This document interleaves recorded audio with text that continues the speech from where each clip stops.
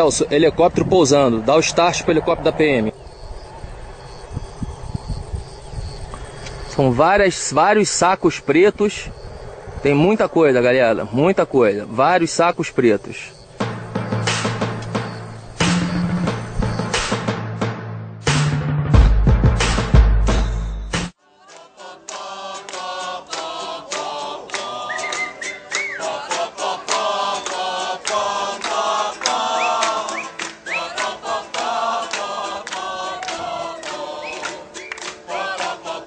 A Polícia Federal e a Polícia Militar do Espírito Santo divulgaram que no dia 24, divulgaram no dia 25, uma segunda-feira, que na véspera tinham feito uma apreensão de 445 quilos de pasta base de cocaína que tinham sido transportados por um helicóptero.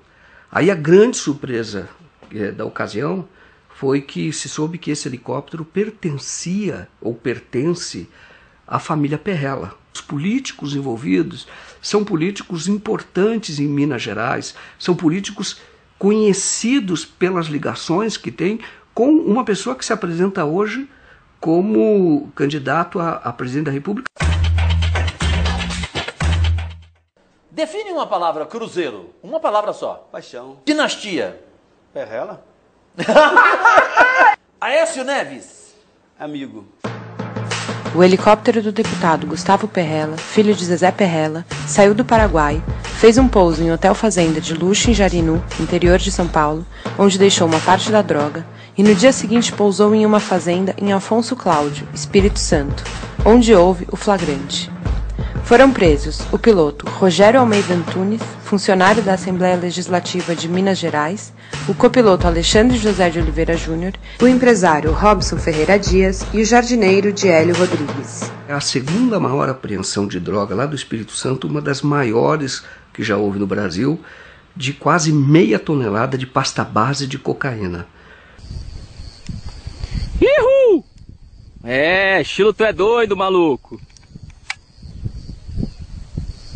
Essa investigação, vou dizer, é uma pena que ela acabou, que a Polícia Federal fez questão de livrar todo mundo, que o procurador saiu, mas o maior prejuízo é que ela realmente poderia contar melhor a história do tráfico no Brasil. Será que tem muita droga aí, meu irmão? Tem. A gente vai lá, você precisa fazer um copy, naquele link, Há uma tendência muito grande do processo ser anulado. E ele sendo anulado, o helicóptero perde a razão de ser. É como se não tivesse havido esse tráfico. Nos dias seguintes ao da apreensão, ao da divulgação pela Polícia Federal, os fatos foram todos jornalisticamente, os fatos divulgados, jornalisticamente muito relevantes, surpreendentes.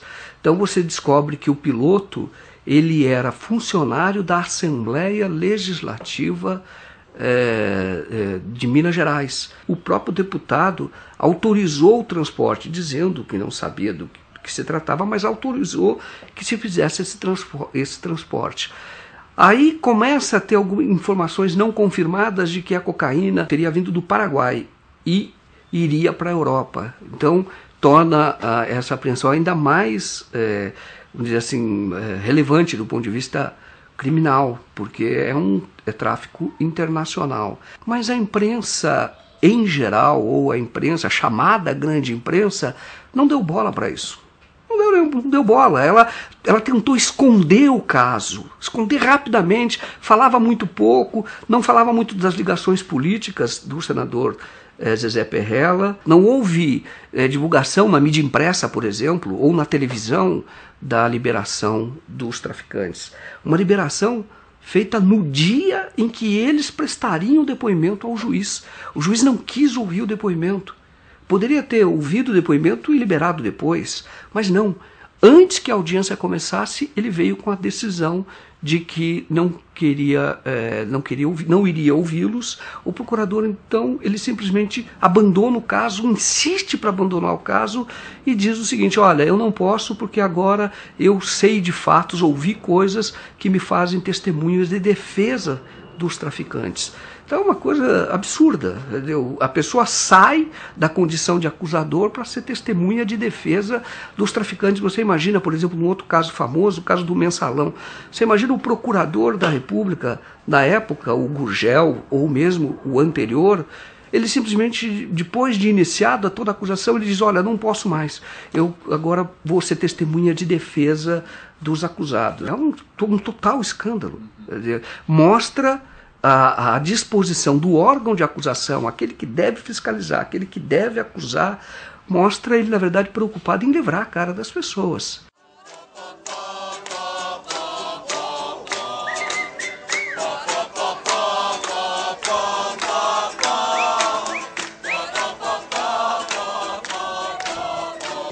Várias investigações em curso, com provas, inclusive, sobre a relação dessa família Perrella, tanto o Gustavo como o Zezé, com várias ações ilícitas. E isso já é, sim, material suficiente para abrir uma investigação, uma CPI, aqui nessa casa, para poder investigar isso. A questão da carne adulterada com água congelada, ela não é mais falada em canto nenhum.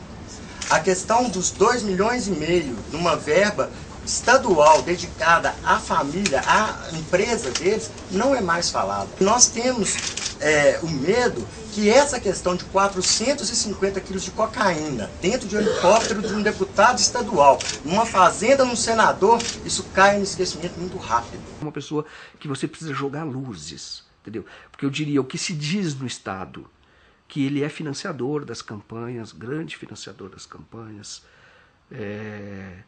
ele tem casos, processos hoje respondendo no Ministério Público por improbidade administrativa, porque as empresas que ele tem prestam serviços para o governo do Estado a preços superfaturados. Suspeita de irregularidades no enriquecimento do suplente de senador em Minas e presidente do Cruzeiro, Zezé Perrella. O Ministério Público quer saber como ele conseguiu comprar uma fazenda avaliada em 60 milhões de reais. Na propriedade, o Cartola planta e estoca grãos, tem uma floresta de eucalipto, uma fábrica de ração, cria gado e suínos. A sede, ampla e luxuosa, tem piscina e pista de pouso para aviões com até 15 passageiros. Hoje a remuneração bruta de um deputado estadual é de R$ 23 mil. Perrella ocupou uma cadeira na Assembleia Legislativa de 2006 a 2010. Também foi deputado federal de 99 a 2003. O Ministério Público quer saber de onde veio o dinheiro para o patrimônio se multiplicar tão rápido. O senador Aécio Neves impôs ao ex-presidente Itamar Franco, quando candidato ao Senado, que tivesse como suplente o Zezé Perrella. Consta que o Itamar Franco não queria, mas até para ser eleito foi uma exigência do Aécio. Como é que é a história da fazenda? A minha fazenda fica a 300 e poucos quilômetros. Essa aqui saiu na televisão aí, que a Record mostrou. Na Record? Eu ia sempre de avião, porque eu estou a 40 e poucos quilômetros de 4 cidades, né? Por terra. E quando você vai de carro, você tem que atravessar balsa, essas coisas todas. Resolvo ir numa cidade do lado lá, que chama Paineiras. Estava eu e meu diretor de futebol. Chegando lá e tomamos umas pinguinhas, né? Evidente. Voltando, fazenda? Cara, eu não achava fazenda nem pro diabo. Cheio Você de eucalipto, dirigindo? entroncamento, eu dirigindo. Tinha uns caras bebendo lá, eu parei, falei assim, chamei o cara lá, ele veio no carro, falei, você podia me fazer um favor, onde é que é a fazenda do Zezé Perrella? Ele falou, pô, tá me tirando, Zezé Perrella é você. Falei, eu sei que eu sou eu, caramba, eu não sei onde é que é a minha fazenda. Então, eles são populares em Minas Gerais, por conta do envolvimento deles com o futebol profissional, com o Cruzeiro. Eles são conhecidos também, bastante conhecidos, vamos dizer assim, de promotores do Ministério Público, porque já vem tentando há muito tempo investigar a família, mas sempre esbarram, os processos não andam, pelo menos não andavam até o helicóptero. E em Minas Gerais, eles são conhecidos por terem poder, bastante poder, ameaçar jornalistas. O único jornal que chegou a fazer denúncias contra ele, trocou de proprietário, tem um outro proprietário, e o jornal simplesmente não fala mais nem do caso do helicóptero. É hoje em dia? Exato, é hoje em dia. O seu nome, por exemplo, foi ligado à queda de um helicóptero agora recentemente em Minas Gerais com 400 quilos de cocaína. É uma piada, está preparado, né, senador? Isso é uma piada. O senhor acredita que vai acompanhar a família? Não, ele tem que explicar, até hoje não ouvi nada que, acho que ninguém menos que o vinculasse a essa questão. Temos que dar ele o direito de defesa, mas é preciso que isso seja rapidamente esclarecido. O senhor já é... A blindagem em Minas é absoluta, né? Eu costumo dizer que em Minas Gerais, por exemplo, não existe mais a tese de Montesquieu, a separação dos três poderes. Aqui, executivo, legislativo e judiciário se misturaram num só. A gente costuma dizer que se foi trocado pelo lema dos mosqueteiros, né? Um por todos e todos por um. Se é verdade que não há envolvimento dos proprietários, mas por que esse helicóptero foi usado? Então, o helicóptero, ele acabou sendo, ele é um grande ponto de interrogação. 3 ou 4 dias depois da apreensão, você tem o delegado da Polícia Federal que convoca, que chama a imprensa para dar uma entrevista cujo objetivo era mostrar ou dizer que para a Polícia Federal, o Zezé Perrella, dono, senador dono do helicóptero, o deputado dono do helicóptero, não tinha nenhuma relação com esse caso. Ele veio num papel que não é dele. O papel dele é apurar. É por isso que existe o aparelho policial. O chamado, quando as pessoas que entendem de direito dizem, o chamado contraditório, quando você vai provar que não é bem assim, você vai dar uma versão contraditória, esse é o papel do judiciário, é quando chega ao juiz. Mas até ali, você tem um aparelho, o aparelho policial, o aparelho do Ministério Público, é justamente de acusação.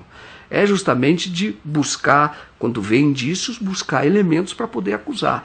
Isso é para proteger a sociedade. Só que não é justo que essas pessoas, nesta fase de indiciamento ou de suspeita, elas sejam presas. Mas, enfim, elas são efetivamente suspeitas. Agora, depois você tem o judiciário, que seria imparcial, que julga ouvindo advogado de defesa e Ministério Público. Neste caso, você parece que só tem defesa. Você não tem acusação. E aí quando se diz que a própria imprensa que tem esse papel, nós ouvimos já que ela é o cão de guarda da sociedade, que ela tem esse papel de fiscalização, ela também não fez, ela também se omitiu. Você tem, por exemplo, uma pessoa do Rio de Janeiro, que é o Robson Ferreira Dias. A polícia disse que ele era um comerciante, assim, menosprezou, como se fosse uma pessoa um laranjão. E não é. Esse era empresário de futebol, também empresário de futebol profissional. E tem muitos bens na cidade dele, em Araruama. Ele fez viagens para negociar a compra da cocaína na Colômbia. Ele fazia os contatos na Europa. O Alexandre tem uma escola de pilotos em Campo de Marte.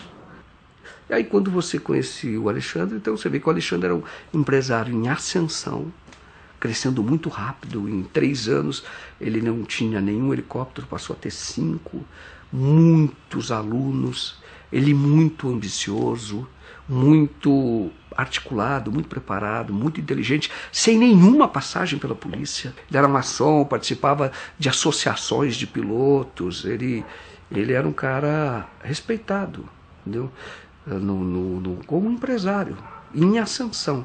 26 anos e um empresário. Deu entrevista em rede nacional.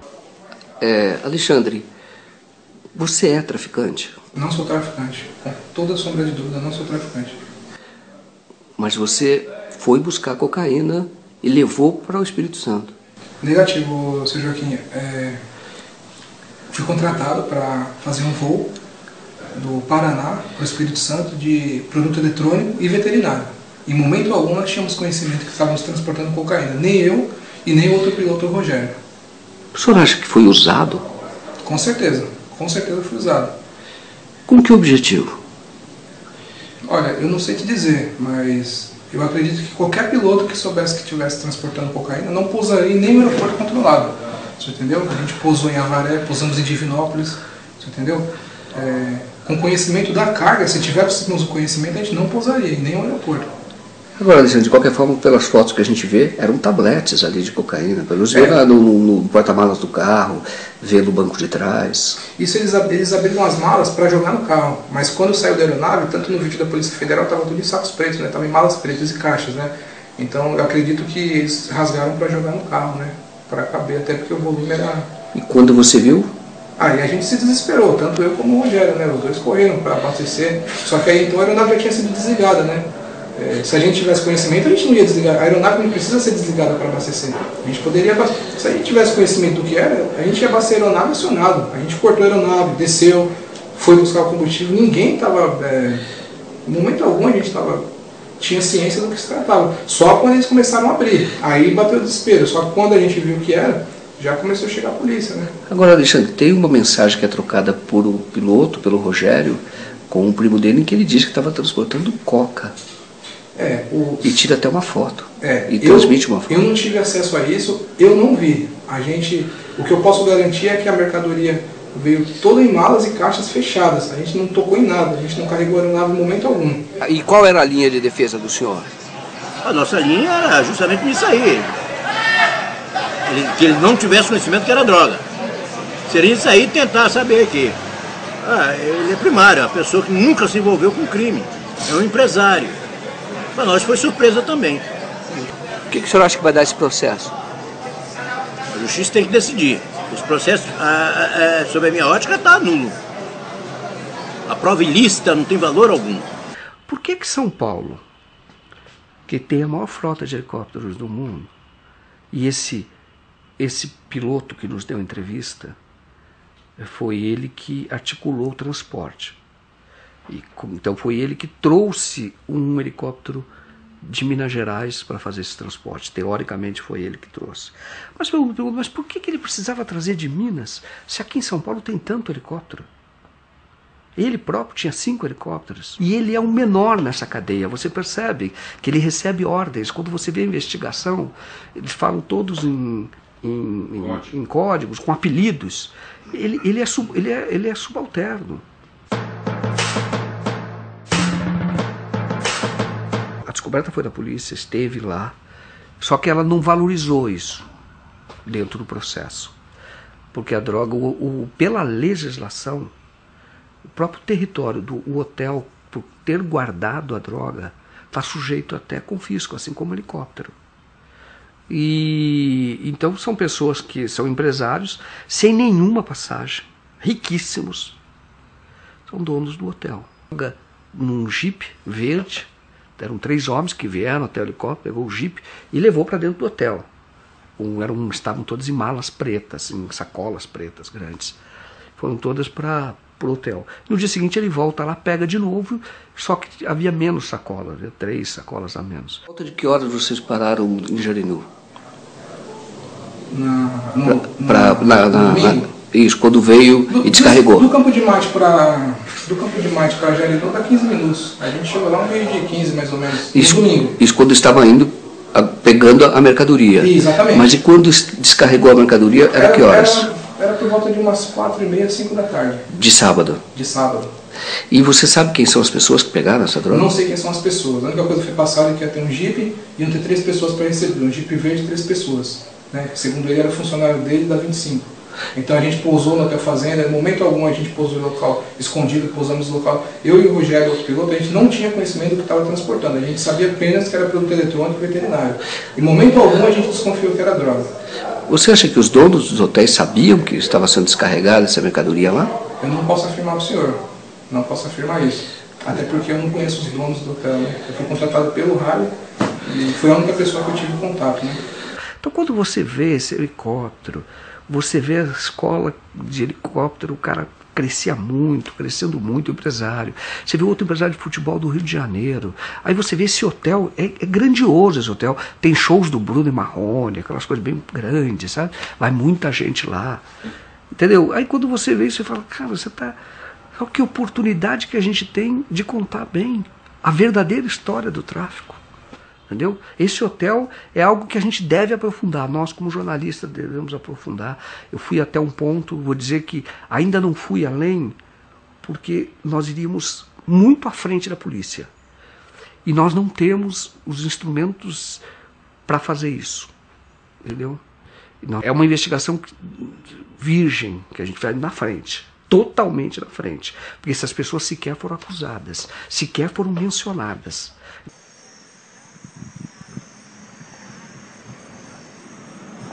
Afonso Cláudio, ela vive assim. Afonso Cláudio é uma cidade pequena, uma cidade de 30 mil habitantes, de atividade agrícola assim, intensa, cidade de morros. E de repente um helicóptero aparece lá, de um senador de um outro estado, que para eles, Espírito Santo é um estado muito pequenininho, eles veem Minas Gerais como uma potência, entendeu? Uma grande potência. Então vem de lá com quase meia tonelada de cocaína, de pasta base de cocaína. O próprio juiz, com quem eu conversei longamente, ele recebeu a visita da DEA, agentes americanos, justamente para dizer, primeiro, o Brasil é a porta de entrada de droga para a Europa. Segundo, o Espírito Santo, o Porto do Espírito Santo, é muito usado por isso. Meia tonelada de pasta base, que custa, na ponta inicial do tráfico, as pessoas falam entre 4 e 6 milhões. E que você pode render lá fora, depois que você faz a mistura, uma cocaína de qualidade na Europa, as pessoas falam que renderia pelo menos 50 milhões. A investigação mostra isso, que eles tinham contato com uma pessoa chamada Jimmy, que era de Amsterdã, e eles estavam negociando o envio para lá de convites, eles chamam convites.